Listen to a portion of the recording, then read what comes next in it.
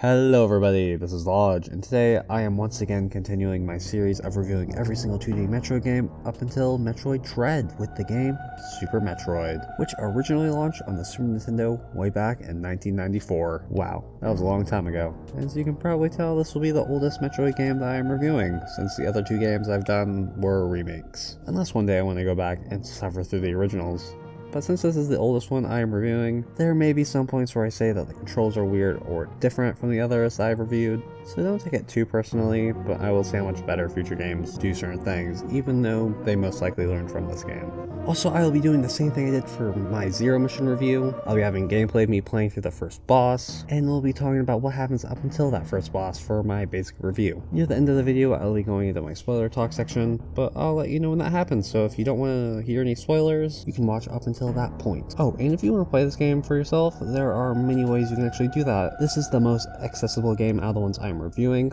Heck, it could even be the most accessible game, probably alongside the original Metroid on the NES, since I think it's available on every single Nintendo console since like the Wii, so you don't have to emulate this one. But anyway, onto the review.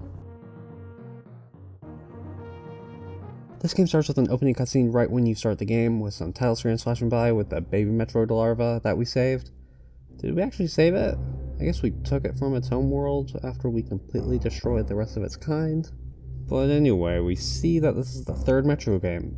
At least to me, it's kind of weird to see this be called Metroid 3, since we don't really see Metroid having like numbers at the end of its titles, like Mario would. But then we see the title screen of Super Metroid, and oh my gosh, those are some dead bodies. Well, this game's off to a fun start. Then you actually start the game, and we get a little cutscene that recaps the last game, The Return of Samus. It says that the last Metro is in captivity. And oh wait, this game has voice acting? Is in captivity. The galaxy is at peace. I mean, even in the present, there are only like a few Metro games that have voice acting. But an SNES game that has voice acting? Okay, it's only for like these two sentences for like the first part of the game, but it's just still cool. But anyway, it goes into Samus talking through the events of the last game, like I said before. It even has these cool cutscenes using Super Metroid sprites to show them off, which I think is pretty cool. It says that Samus gave the Metroid over to the Galactic Research Station so they could study it. Come on, Samus, this little guy saved your life. Or at least tried his best to. Why'd you have to give him up for research purposes? Anyway, after the scientists figure out that this Metroid's powers can be used for good, then Samus leaves to find another job. And while she's gone, space pirates attack. So she rushes back, and we finally get to actually play the game. And here, I realize that unlike Zero Mission Samus Returns, the jump and shoot button are A and X, unlike the previous B and Y combo. But luckily, you're able to switch button mapping on the Switch. And then since for some reason my brain couldn't handle playing Metro game with A as jump, I switched them. And after running through the station and finding nobody, well, I found bodies, but none were living. I finally go into the room with the baby Metroid, and that's good. There are no space pirates. I can just take the Metroid and be on my way. Oh my gosh, is that Ridley? I thought we killed him back in SR388. Man, this guy just won't die. We fight Ridley for a bit, then he just leaves right before he could have killed me, and starts a self-destruct sequence. And here we have to run out of the station before it explodes. And you know I really miss doing something like this after not having to do in Samus Returns. After somehow making out alive with these controls, I'll go more into my gripes with the controls later. We fly back to Planet Zebes. That's right, the planet from the first game. I thought going back to Zebes was pretty cool, at least coming from Zero Mission. Some parts were changed up to still make these areas seem fresh, and I'm sure these aren't one-to-one with the original Metroid game either. But it's so cool to see some areas that are super recognizable, like the first ever room you're in the original Metroid, the room where you get the Morph Ball. And yeah, you have to start this game like the others where you have basically nothing. Which is fine, it seems like a series staple at this point to regain everything you had from the previous games. Now that you're able to move about on the planet Zebes, the game fully opens up like it did in Zero Mission. And since this is a search action game, you can just go around the map, find upgrades that let you go into different areas, and defeat bosses. And after finding some upgrades, beating up this giant Brussels sprout, and finding some super missiles really early on, which you won't hear me complain about, we find out that Kraid is back, and better than ever. Oh, he's a little shorter than last time, and really easy to kill. Oh well, I guess they really nerfed him in this game. Oh my gosh, he's a giant monster. Okay, maybe this joke would have been a bit better if Zero Mission didn't make Kraid this big. But anyways, I beat him, and that's where I'm gonna stop talking about what happens in the game to avoid spoilers. Like I said, I'll talk more about the story stuff near the end of the video, and of course I'll let you know when that's happening, so you can go in the game with as little knowledge as possible. And I highly recommend you do, because that's the way this game was intended to be played. and some great memories can come from it. And oh my gosh, this game was super fun just from a gameplay perspective. It's easy to see why this game is so many people's favorites in the series because it feels so perfectly done. Going around and finding upgrades much like Zero Mission, it feels like you're constantly getting stronger when you have to retread through so many areas over and over again. And now to talk about some of my problems with the backtracking. The map is pretty much like Zero Mission, but there are no doors on the map, so you kinda have to guess where the connecting areas are, which most of the time, it's actually kinda easy.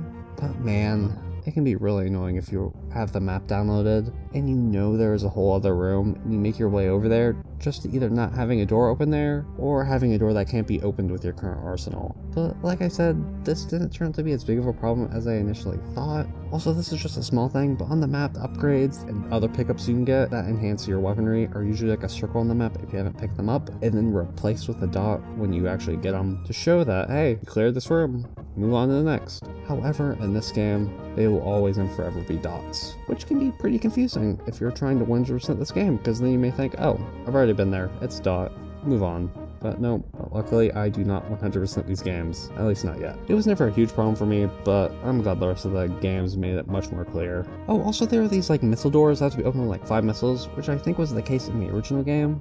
But man, it's crazy since this game they don't give you that many missiles from the start. But luckily all the missile doors can be opened with 1 super missile, so I kinda thought the regular missiles were fairly useless in this game, since you get the super missiles super quickly, and it takes just more regular missiles to open the door. But they still give you way more missiles than super missiles, so they're not totally useless I guess, especially for bosses once you fly through all your super missiles. But if you combine these two problems, regular missiles being bad and not knowing where doors are, it can lead to a lot of times where I think, oh finally I can go through this area. Maybe it'll lead me to the next area where I finally need to go. And it's literally a missile expansion. It'd be really demoralizing since there are a few times where I literally had like no idea where to go. I had to run around the whole lot to figure it out. But I gotta say, it honestly felt really good to finally figure out where you're supposed to go. And since I am apparently going off on what I do not like about this game, the controls feel super floaty. Like it feels like the gravity of Zebes doesn't have as much hold on Samus as Zero Mission does. But overall, this doesn't matter too much. It's more about some of the moves that you get later in the game, like the wall jump for example. In Zero Mission and Metroid Samus Returns, I could easily do a wall jump whenever I wanted to. But in this game for some reason, it is super complicated to pull off. There are a few other moves you can do that are the same janky feeling where in the past games I could do it easily, but in this game for some reason, it just didn't want me to. Oh, and a lot of upgrades you get, like both missiles and other stuff that I don't want to spoil, are only accessible by pressing the select button until it scrolls over to what you want. And this select button will only go in one direction, so if you pass what you want, you gotta through all of them again. And you get like 5 of these upgrades that you have to scroll through, so it can be kind of annoying, especially in the last game where you could easily get the upgrade you want quickly by just pressing the touchscreen. And okay, that was a lot of complaining. How about I talk about some of the stuff I actually like about this game? And spoiler alert, it's a lot. I really like the music in this game. A lot of the melodies from the other 2 games return, and the SNES is actually able to get some pretty nice sounds out of this. I also really like the overall art style of the game, and graphics. It's obviously from the SNES area just from how the game looks, but man, everything just feels perfect to me. Like Samus has a lot of detail in her suit, the backgrounds look pretty nice, though some of the areas are just like a texture reused over and over again, but I gotta say it really fits for me.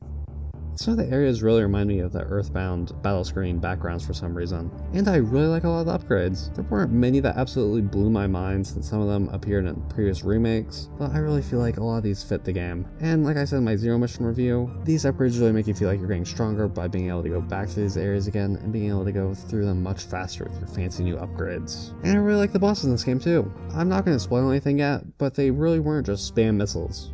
Okay, they might be a little bit of spam missiles, but some of the bosses have different ways of hurting them, which just made the game a little fresher than Samus Returns, which is like 90% of the bosses that were the exact same. Bosses also really had cool designs, but hey, maybe I was just a little tired from Samus Returns. I also really like how some of the abilities you have just from the start of the game, but maybe you don't know how to use them yet. The game has a couple parts with some animals that live on Zebes, and they just show you how to do moves, like a wall jump for example. I just think it's so much more interesting than getting a power up and reading how to do the ability. It makes this whole world seem a lot more natural to me. And yeah, I think that's pretty much everything I want to talk about before I went into the spoiler talk.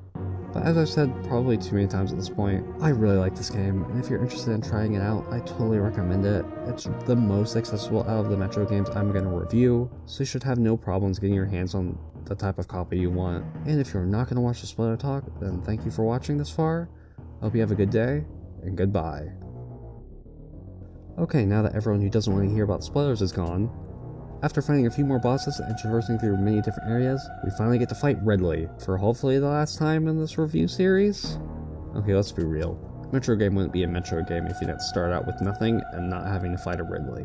But man, this guy just won't die. But it seems like Ridley didn't have the baby Metroid, so we gotta go deeper into Zebes. Literally. After defeating all the bosses, we were able to go down deeper into Zebes to find Mother Brain's hideaway. As we go deeper in this area with a lot of sand and lots of enemies that when you walk towards them just disintegrate into dust, that is until we find an enemy that is somehow still alive, until a giant Metroid comes and sucks the life force out of it, and then starts to attack Samus. And it brings Samus like all the way down until she basically has like little to no health, then just stops. Turns out that this giant Metroid is the grown version of the baby Metroid that we saved at the end of Samus Returns. And then once it gets a little bit like, I know you, it just flies off. So we continue going down till we find Mother Brain. And she looks the exact same as she did in Zero Mission. We up to Mother Brain and all the other and overall area looks pretty close to how it did in Zero Mission, which I gotta say is a nice callback. Though a lot of this game is just cool callbacks. But then you get to Mother Brain and start shooting missiles to kill her. And like Zero Mission, it's overall pretty easy. That is until she grows a whole body that looks like a T-Rex or something like that. And after shooting her with enough missiles, Samus is about to die once again, until the baby Metroid comes out of nowhere and sucks a lot of life out of Mother Brain.